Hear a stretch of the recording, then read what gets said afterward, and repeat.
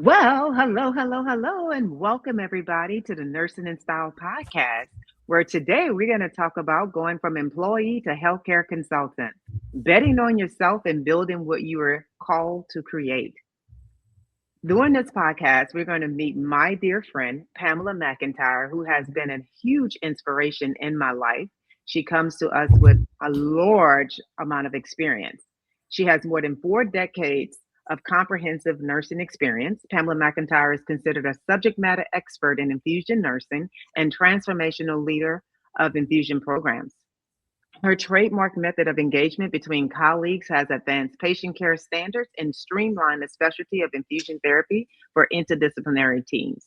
Experienced in hospital, clinical, and home infusion sites of care, she provides consulting services to healthcare organizations for infusion program development, staff mentoring, and offers legal review services through her LLC, Expert Infusion Nurse Consulting. With the goals of advancing excellence in infusion, Pamela holds a master's degree in nursing administration and leadership, maintains her CRNI, her IGCN, her OCN, and her VABC certifications, and embraces the mindset of a lifelong learner. Contact Pamela at www.expertinfusionnurse.com. Pam, I am so thrilled that you are here. I mean, you got Thank tons you. of titles, my dear, tons of titles and lots of going on. But what I love the absolute most about you is that you can back all of this up. That's what I admire about you. I have watched you build amazing teams. I have watched you help many organizations to take it to the next level. You that girl, right?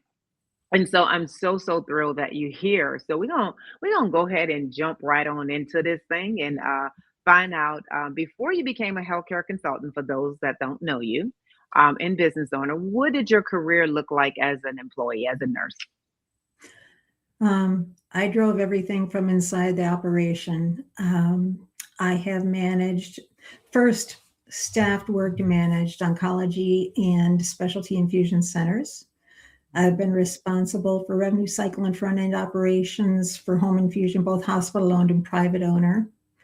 I have been responsible for program development for AICs, oncology infusion, home health, multi-state home health, and accreditation for all those entities. So I kind of have had my toe in both canoes at the same time, which, to kind of go to without going into too much detail, I do everything that I used to do on a daily basis now. And I do draw on all of my experience every single day. I love it.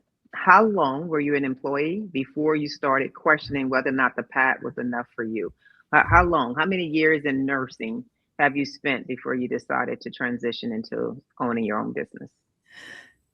I'm a boomer, and boomers are lifers. So, you see the parodies on LinkedIn for boomers, sitting back on Friday at 4 o'clock with the beer saying, "Oh, I made it again." So that's kind of how they typecast us. And I was probably stereotypical boomer, because I'm one of those people that has a pension, um, Mhm. which is unheard of in these days. But I was a faithful long-term employee of a multi-state home infusion and AIC organization that was acquired by private equity and was affected by a mass layoff.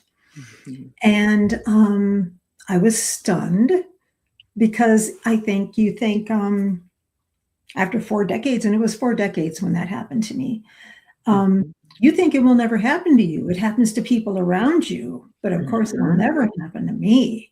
I'm Mhm. so important, so integral.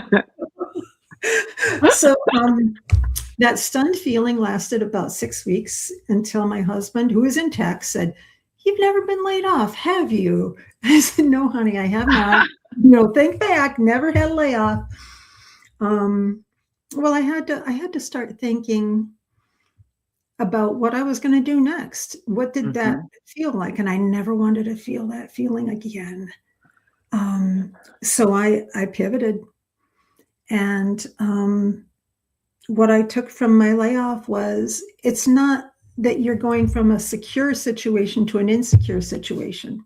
Mhm. subject to budget and whether or not you're going to be a line item. That's not security.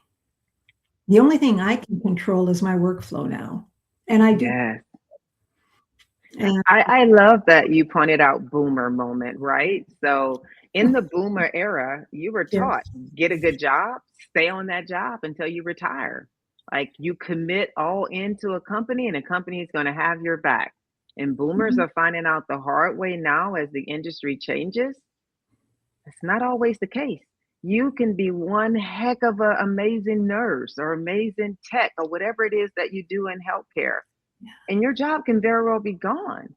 Has nothing Mhm. to necessarily do with you. As we talked about budgets, spreadsheets, strategy, and Yeah. sometimes you're not a part of the strategy and it's out of your control. And so when I hear people say, I have a job, I don't want to start a business, I have a job that's stable. Is it? Not necessarily, right? But Yeah. you have to be willing each and every day to show up, whether you are showing up for somebody's job, whether you're showing up for your own business. You still have to show up. You got to show up and be sharp. You have to show up and give your absolute best. So to me, Mhm. you have to keep defining. So I'm so proud of you as a boomer that got over the initial shock, like, wow, this just happened to me. Yeah. And decided I'm going to pull up my bootstraps and I'm going to bet on me. There's a lot of us out there in this situation, and I know there's people listening right now that are probably in my age group. Stop thinking about our age as a liability and leverage what you've got, Mhm. because we can't anymore think, oh, they're hiring all the younger people. Those leaders in those companies need what's in your head, and they may not need it for long. But I've got about 10 years before I retire. Mhm. And the only way I can impart what I know wide scale is to give it to a lot of people. I'm not going to do that working in a single entity. The only way I can do that Mhm. is to Mhm. hopscotch from organization to organization. And I'm just having a blast doing it. I I've love met so many neat people. I love it. I often say, "Hey, you've been nursing for 10 or more years. Get out of the way. Start Mhm, giving that knowledge. Start raising the next leader. Start mhm, seeing how you can maximize to give it all." And I love it. I love it for mhm. you, and I love what you're doing for others. So let's talk a little about, did you have any frustrations when you were, did you ever feel limited on any job that you were on as a nurse? Did you ever have that moment where you just felt boxed in As an employee or as a as an consultant? employee, speaking as an employee? Yeah. Oh, yeah. Because I think sometimes you have this, anybody that's been around for any length of time, you get these nuggets of inspiration. You're thinking, I can solve a problem with this. I know how this works. I know how to fix it. And somebody else pulls back and says, oh, no, no, no, no, we're not going to do that. That's not our strategy. Well, somebody wants that strategy from you. It may not Uh-huh. be where you are currently, but somebody can use your inspiration. So that kind of was my situation Mhm. several times in my life where I'm gonna date myself, but I was one of those people. I pushed so hard to get a fax machine in the clinic. Oh my God, we don't need a fax machine. They'll bring the strips over. We're talking way back the C2s in the oncology world. Yes. What do we need that for? What if it doesn't work? 6 months later, there were 4 in the clinic.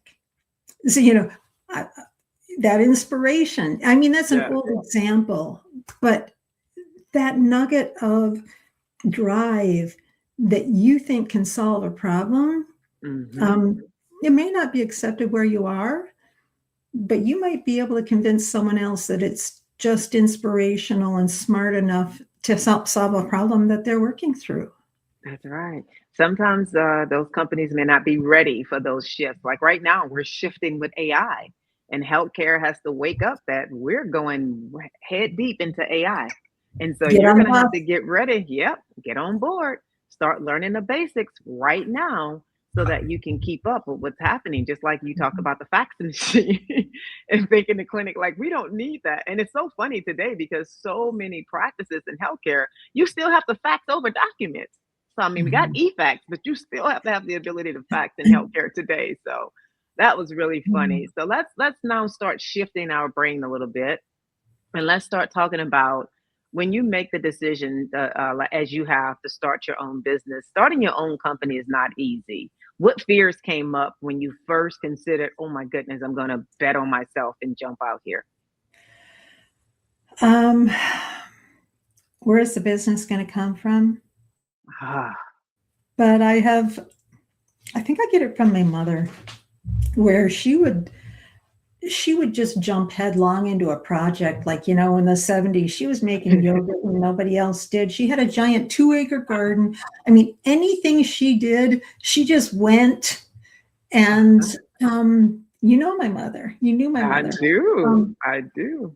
I I channel that. And then my dad's determination, his nonstop, steadfast pushing towards whatever his goal was.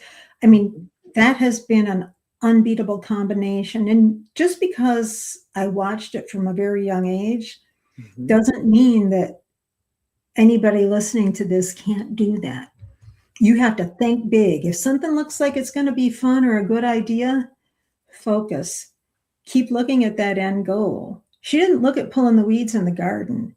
She looked at Mhm. the money that we were going to get from selling sweet corn for the whole summer and what was she going to do with all that cash. And my She was dad was looking at the the one that prize. plowed the field and sowed the corn. So you've got to be able to harness both sides of that and make what you want to do happen.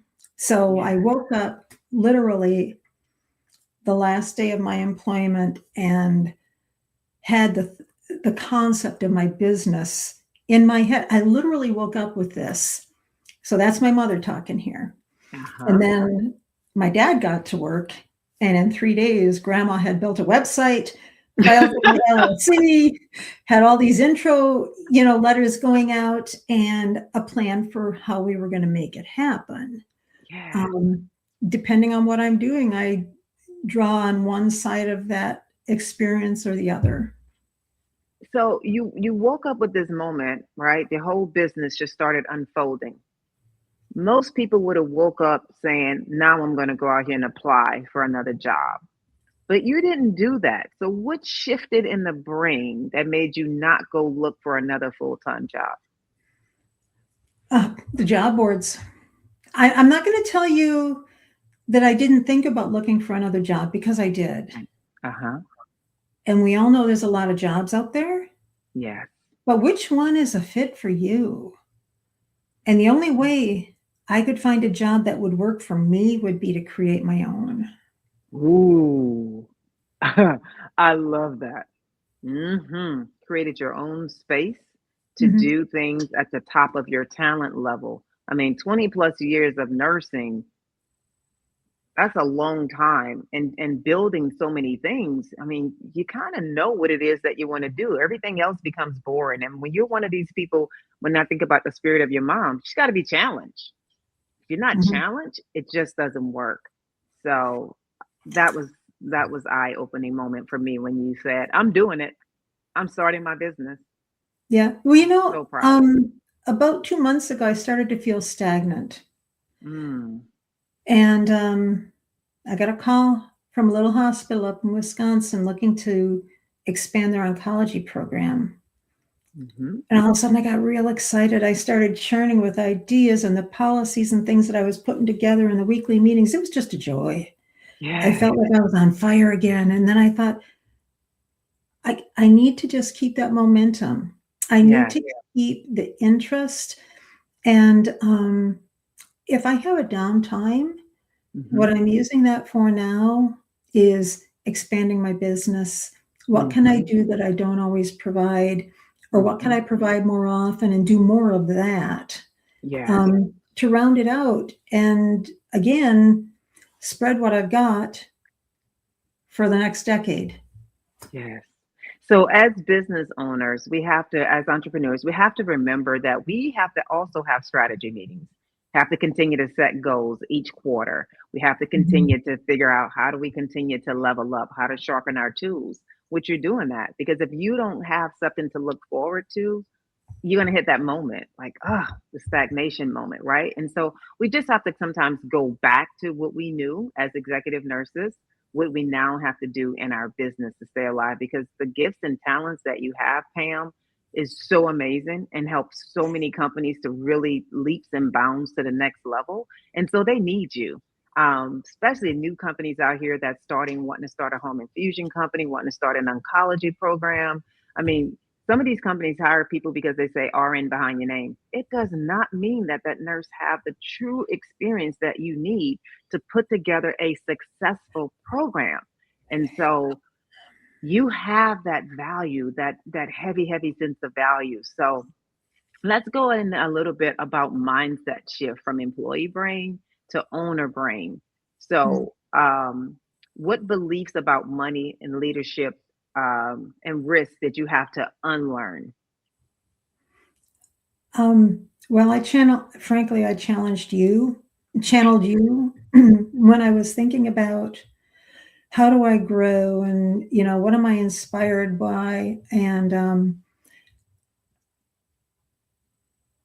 just pushing to what I think I can't achieve and the why not. And I'm going to go back to that breakfast you and I had together in Denver about a decade ago, where whether or not we knew it was a strategy session between the both of us, where we would decided that we would both get our masters and Hmm. certifications.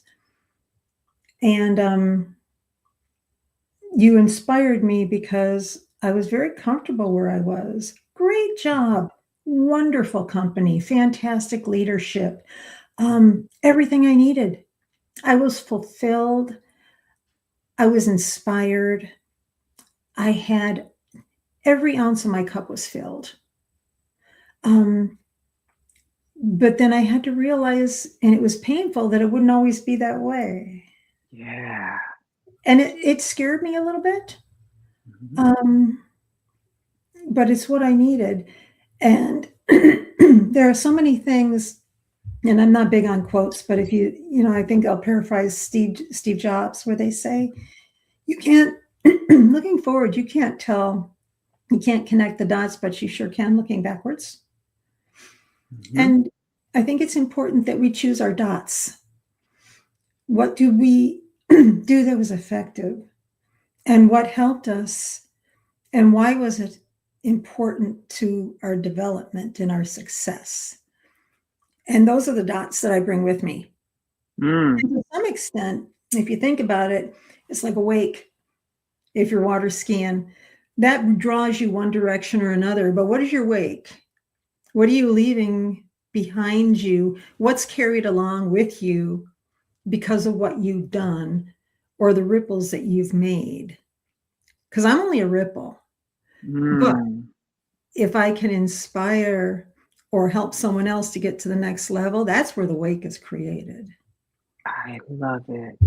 I love it. I was just having a conversation with my cousin Valencia, Yeah. and we were talking about when you don't go after the things that are put inside of you, what happens to the people that's behind you that wait? They don't get that opportunity because you didn't do your part, because you weren't willing to go out there and bet on you. You weren't willing to carry out that dream, that next level. There's so many nurses that I can tell you right now, Pam, that are inspired by you because as a boomer, you did a big shift and you decided, I'm gonna start my business. I'm going to do this. I'm just thinking about your mom and it makes me smile. I'm going to do this. I'm going to get this done, right? I don't have all the answers just yet, but I'm going to get this done. I'm going to put out some things out there and see who bites. Somebody bites, Mhm. great. Let me just start here. And that's what I often tell people. Just start right there with that one, right? Don't try to figure out how you're going to pull up. Let's think about forming.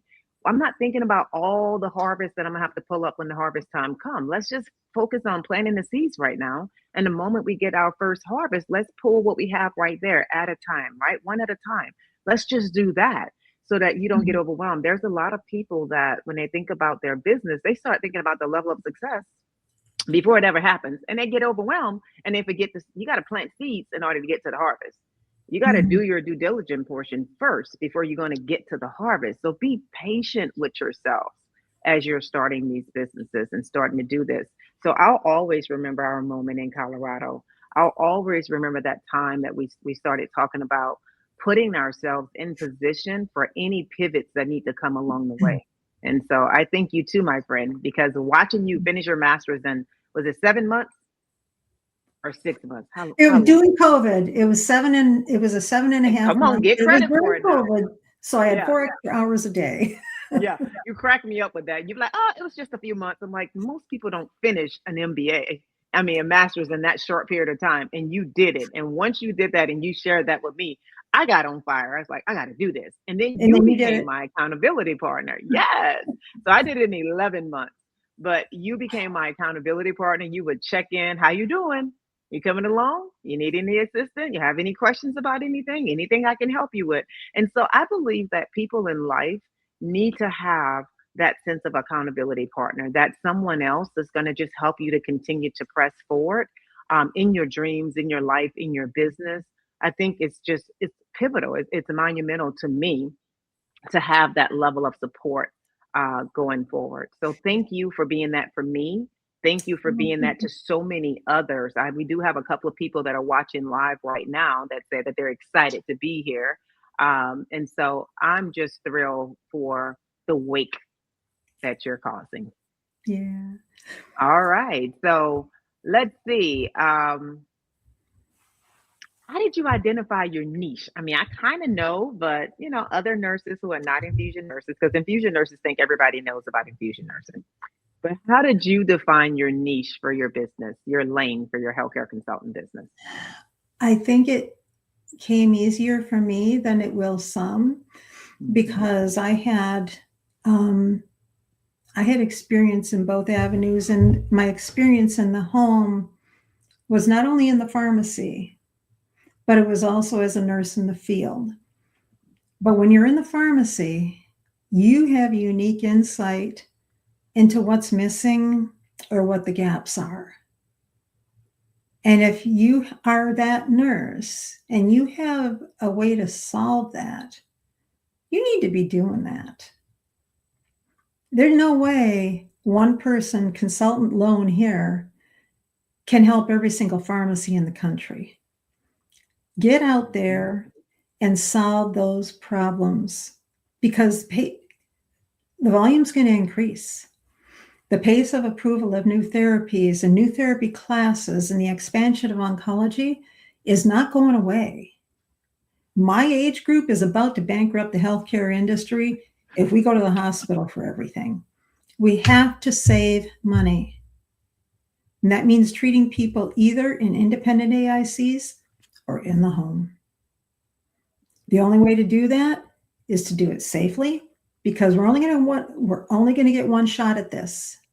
If we don't take care of people well, the payers are going to pivot and say, oh, we can't do that. We have to do it right. And if you're a nurse or healthcare administrator, leader in healthcare at all, and you think you can solve this problem, let's talk. I'd love to tell you what I've run into, what I've seen, and my DMs are open for a reason. I don't need tech. I don't need health insurance. I don't need help with my taxes.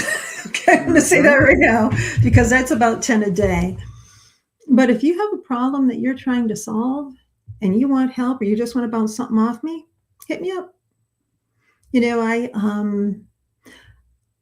I think that as time goes on, it's going to be revealed to us how big this problem is. We have no idea the scope yet. But younger and younger people are getting colon cancer. These are therapies that are going to need to be treated in the home eventually. The pace of sub-Q oncology drugs being formulated it's galloping. It was that oncology drugs were approved, I believe it was more than any other class last year for new specialty products. How are we going to take care of these people? Clinics are already backed up. How can we take care of these people in the home? How can your independent AIC do it? Ooh, you just put a big charge out there. I hope these business owners are paying attention. You just put a big charge out there. When you think about the oncology realm, I know that those oncology centers are pretty much busting at some seams for a lot of those locations. But these patients have to be treated and they have to be treated timely. And I know that payers will be looking for ways to treat them in a cost saving type manner. And so that a lot of times that is away from the major hospital facilities when they are able to have programs and have safety and being able to implement that. So ambulatory infusion centers, you have opportunities here. Home infusion companies, you have opportunities here to grow your business, but you want to grow it in a safe manner. So you want to get the professional support that you need to put good programs in place so that you can produce success. And so that's what expert infusion nurse consulting does. So, Pam, as we shift through growth, confidence, and identity, how did becoming a business owner change how you see yourself professionally? I had to step outside my comfort zone. I still Mm, don't know if I see myself as that person. Um, I have the deep underlying fear that I have to bribe people with chocolate to come to my booth at conferences. You don't have, I don't think if you've lived, and I tend to be probably more one of the reticent people in the uh world. huh. Uh huh. I'm not an out there person. So if I'm, um, if I'm doing something, it's because I have a very strong conviction. Hmm.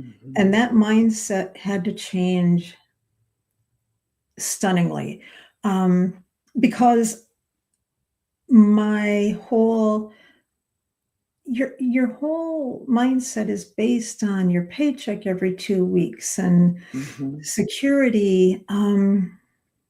You have to start thinking, how can I do this? Not why would I do it or why won't it happen? How can I make this happen and take the step? Um, I come from a long line of bold women. Hmm. My grandmother on my dad's side took the train alone from the Manitoba border, way northern North Dakota, to Michigan in the early 1900s alone and moved.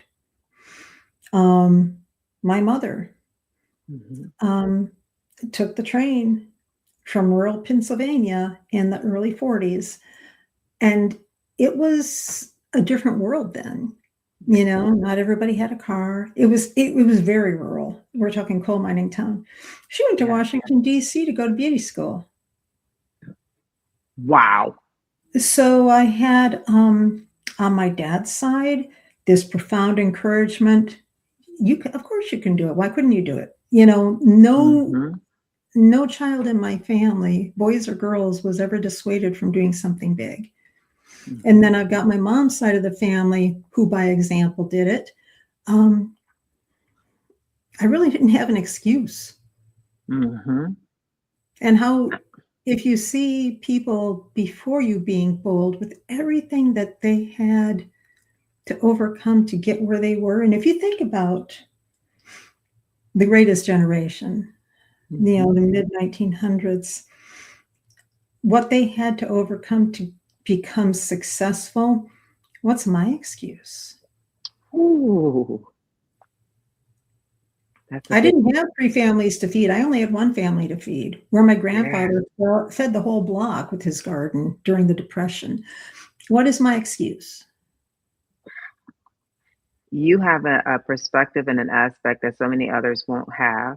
You were blessed to have family that really just pushed you hard, that didn't put limits on you. And I don't want to downplay that because there are some people that don't have someone in their corner saying, hey, you can do whatever it is that you want to do. You can do it if you're willing to do the hard work. You know, everybody don't have that. So let's talk to directly to the nurses. What would you say to a nurse who feels called to entrepreneurship but is afraid to leave employment? I'm not going to lie. Would I be here if I hadn't been laid off? Possibly not. Mhm. Um, So I'm not going to lie about that. But what I can tell you, it doesn't matter how I ended up here. Mhm. What matters is the outcome. And when you start an endeavor like this, there is no um, there's no difference in when you start it. Everybody has to go through the same steps. You have to wake up every day with the intent, am I going to swim or am I going to tread water? Because, I mean, think about it. If you're a nurse, you're not going to sink. You can It's always true. go pick up something here or there. Yeah. And if you do that, you're going to be where you are today. But what if I swim? Yes. Yes, Pam. I love it. So, where can our listeners connect with you and learn more about your company? I'm on LinkedIn. Um, that's the easiest way to find me. You can also go to my website and send a message. If you're not on LinkedIn, there is a place to put your email in on my website, and I'll get back to you. For people that are looking for help to start their company or just want to pick my brain, I do have hour sessions where I will talk to people if they're interested in truly helping other people. Um, my calendar is open. I do I do have to limit the amount of time I give for that only because I have people that are counting on me to perform what they need and they need their job done. So that is my Mhm. primary focus. But in between, um, I love to intersect with people that are looking to help other people. And these pharmacies need help. These AICs, they need help. A lot of Mhm. times, I think when they're going a um, into a project, they don't know what they don't know. Mhm. They don't know the things they're going to step in. They don't know where the holes are under the turf, you know. Um, and it's so important regionally that they can look up and find you on a LinkedIn search. How easy are you to be found? You know, do people even Good know point. you're out there? Yes. Yes. Oh, there's a question in the chat, and she says, "Being an introvert is my challenge in trying to break through." And so I'll give you a response to that, and I'll let Pam chime in. Remember, Pam talked about being a value add, right? As we think about Mm. oncology drugs coming into the home, she's thinking about the knowledge that she have. She's thinking about her generation that's going to overwhelm the system, as she said, right? And so when we think about when you know you have a gift as a nurse, when you know you have this talent, this information that can truly help someone else, would you allow someone to drown? As nurses, we would never do that. And so when Mm. we really think about our value that we bring to the system, that should help you to come up, speak up, and put yourself out there so that you can support another company, so you can support helping someone to get across the line. And so many people that I know, one sitting beside me in my home right now, she's a true introvert. And when she came out on LinkedIn, I was shocked. I was like, "What?" But she knows her value. She knows what she brings to the market. She knows how to sharpen other coaches and help bring out the best in people. So imagine if she would just sit on that gift because she says, I'm an introvert. I don't want to show my face. I don't want to talk to other people. So many people, growth will be stifled. So many people wouldn't have a business today had she not betted on herself, had she not come out of her own shell. So I would say, know that you bring value, know that you make a difference. That's what's more important. And as my dad was saying, one of my mottos, don't die not giving out all that you can give. Live your best life now. Life is meant to be lived. So go out there and take a chance, right? Go out there and swim, as Pam said. Anything you want to add Mm. to that, Pam? Okay, I'm speaking to the introverts here. Yes. Proud introvert empath here. And I have been criticized in the past by managers as saying, I'm too emotional. I feel too much, that doesn't affect you. I'm going to argue that point that if you're an introvert, there's a good chance you're an empath. So you may not be introverted as much as you are sensing things, because we tend to sit back and observe. How do you learn? How do you learn what makes people tick and what makes them struggle? I probably can't help you tick. It's not my job to inspire you. My job, my career now is focused on helping people with struggles. And I know that path so well, because a lot of times when I'm talking to someone, I can tell when they're struggling with something. It's my superpower. I think everybody has one. Danielle, yours is motivating people and making people delighted in your presence, and rah, rah, let's go, we can do this. And then they do. I mean, thank you. But for us introverts, don't be ashamed of that, because introversion can help you understand people.